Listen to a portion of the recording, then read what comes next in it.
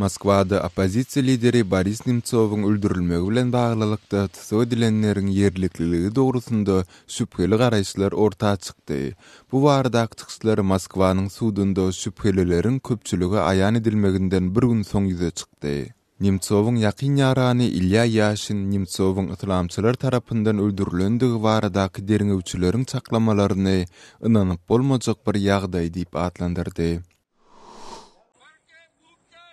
Pakistanyň Demirazyk günwataryndaky Peshawar şäherinde ýaşulular köçelere çykyp berilen pensiýalarynyň artdyrylmagyny talap etdiler.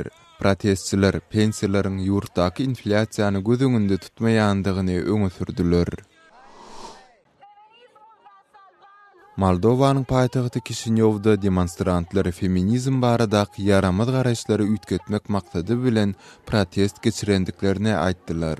Aýallar gününe gabatlanyp ýagny 8 martda geçirilen demonstrasiýada protestçileriň ellerinde dürli şygarly ýazgylar hem bardy. Siz Azatlyk radiosynyň şuňky täzelikleri bilen tanış boldunuz.